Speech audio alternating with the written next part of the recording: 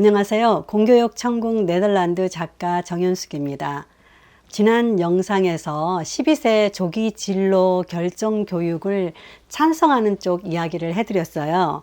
학생을 이렇게 수준별로 상중하로 나누다 보면 수준별로 학생을 교육할 수 있어서 학급 성취 효과가 높아서 찬성한다고 그런 의견들을 지난 시간에 나누었는데요.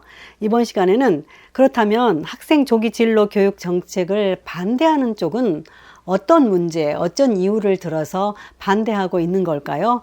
우선 OECD 조사에 따르면은 성취도가 낮은 학생들의 경우, 그러니까 공부를 못하는 학생들끼리 모여있게 되면은 학생 스스로의 동기부여가 미흡한 것에 대한 위험성을 제기하고 있습니다. 유능한 학생들은 끼리끼리 모여있게 되면 성취도가 높아서 알아서 공부를 잘할 수 있지만은 능력이 다소 뒤떨어진 학생은 성적이 더 떨어진다고 보고 있더라고요. 이렇게 진로가 조기에 결정되면 성적이 낮은 학생들의 경우에는 우수 학생들에게 받을 수 있는 어떤 동기부여, 그리고 또래 학생들에게 받을 영향을 제대로 받지 못한다고, 그래서 문제가 있다고 우려하고 있는 상황입니다. 그래서 두 번째 이유는 또 뭐냐면 학생들의 발달 속도가 상회할 수 있는데 일찍 진로를 선정해서 잘못된 결정이 이루어지면은 다시 다른 그룹의 학교로 올라가기가 결코 쉽지 않다는 주장을 하고 있는 거예요.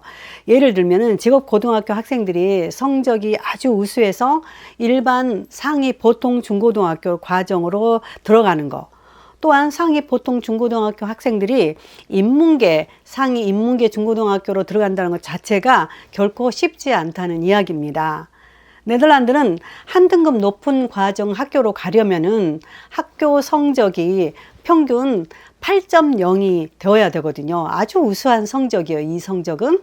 그리고 상위 등급 학급으로 올라가려면 현재 3학년인 그 상위 보통 중고등학교에 내가 적응해 있는데 이제 인문계 학교로 갈 경우에 인문계 학교에 2학년으로 들어가야 돼요. 그러니까 한 학년을 낮춰서 들어가야 되는 또 그 문제도 있다는 겁니다. 그런데 실제로 직업 중고등학교에 다니다가 일반 상위 보통 중고등학교로 이동하는 학생은 아주 소수에 불구하고 어렵게 상위 레벨 학교에 가더라도 직업 중고등학교 출신 학생들의 25%, 그러니까 4명 중 1명이 상위 보통 중고등학교 하버의 졸업장을 획득하지 못한다고 조사 결과 나왔어요. 그러다 보니 조기 진로 교육 정책에 대한 찬성론과 함께 이 같은 반대론이 계속 꾸준하게 제기되고 있는 현실입니다. 그런데 또한 재미있는 사실은 이 같은 조기 진로 결정 이런 반대 여론에도 불구하고 OECD 국제학력평가 프로그램 피사 이 결과 네덜란드 학생들의 학업 성과는 결코 낮게 나오지 않았다는 것입니다. 지난 2012년 수학 점수가 낮은 비율이 OECD 그 나라들의 평균 23%로 나왔는데요. 네덜란드는 15%로 나왔어요. 그러니까 네덜란드가 조기 진로 결정에도 불구하고 학생들의 수학 성적이 OECD 평균보다도 결코 낮지 않게 나왔다는 사실입니다. 또한 체하의 그룹의 평균 점수도 OECD 평균 점수보다 높게 나온 것으로 나타났어요. 여기에 상위 진로에 배정된 학생과 하위 진로에 배정된 학생들 간의 인지 능력은 큰 차이가 없는 것으로 또한 밝혀졌고요. 한 예로 하버의 우수 학생과 그 다음에 페인보의 하위 학생, 그러니까 상위 보통 학교와 직업 중고등학교 학생들 간의 인지 능력 성적이 아주 비슷한 것으로 이것도 조사된 겁니다. 그럼에도 불구하고 조기 진로 결정 찬반론이 이렇게 계속 대두되고 있는 이유는 한 번 진로가 결정된 뒤에 진로를 변경한다는 게 결코 쉽지 않다는 이유가 아주 큰 것으로 보고 있습니다. 이 때문에 네덜란드에서는 이 같은 진로 변경을 뒷받침해 주려면 차별화된 탄탄한 교습 기량이 필요하다고 계속 제기하고 있습니다. 현재 계층화된 이런 시스템에서 최초의 진로 결정을 성적에 따라서 조정할 수 있는 효과적인 어떤 메커니즘이 필요하다는 여론이 계속 제기되고 있는 상황입니다. 상위 학교로 진급하려는 학생의 경우에 하위 진로 과정에서 공부하지 못한 과목을 뒤늦게 따라가야 하니까 결코 쉽지 않다는 이야기입니다. 따라서 이런 학생들을 어떻게 받아들일지 더 고민해야 한다는 그런 주장이 제기되고 있어요. 네덜란드의 일부 하버 중고등학교에서는 추가적인 편입 기준을 도입해서 학습 목표를 따라잡도록 하는 회복 레파토리라는 수업을 받도록 하는 과정도 있다고 합니다. 여기에 학생이 얼마나 학습 의욕을 가지고 따라갈 수 있느냐, 그게 문제인 거죠. 사실 그렇잖아요. 인문계 중고등학교 경우에 제가 말씀드렸지만 언어 과목만 해도 5과목으로 굉장히 어렵게 수준이 높게 배우고 있어요. 그러다 보니 상위 보통 학교에서 공부를 잘해가지고 인문계에 온다 하더라도 그 수준을 따라간다는 게 쉽게 되지는 않는다는 그런 이야기죠. 여기에 너무 어린 나이에 학생의 진로가 정해지다 보니까 대기만성형, 그러니까 늦게 공부가 하고 싶어지는 학생들 수 있을 거 아니에요. 그런 학생들한테는 아주 불리하다는 그런 이야기인 거죠. 그래서 네덜란드 일부 중고등학교에서는 학생의 진로를 한 번 더 선택, 검증할 수 있도록 중고등학교에 가교 학급이 만들어져 있거든요. 네덜란드 말로는 브루크 클래스라고 불러요. 여기는 어쩌면 중간다리 학급이라고 보면 돼요. 영어로는 브리치 클래스인데요. 보면 편해질 것인데요. 지난 영상에서 제가 2021년과 22년도 네덜란드의 초등학생들의 조기 진로 결정으로 진학한 상황을 아마 지난 영상에서 이야기했어요. 여기에서 주목할 만한 게 있는데요. 그 중간 그룹에 걸쳐 있는 그룹을 제가 이야기했거든요. 그러니까 페베하고 하버, 인문계 중고등학교하고 상위 보통 중고등학교에 걸쳐 있는 그룹이 지난 2021년 22학년도에 12%라고 전해드렸잖아요. 근데 이 비율이 2014년, 2015년, 그러니까 6년 전에 비해서 6년 전엔 6%였거든요.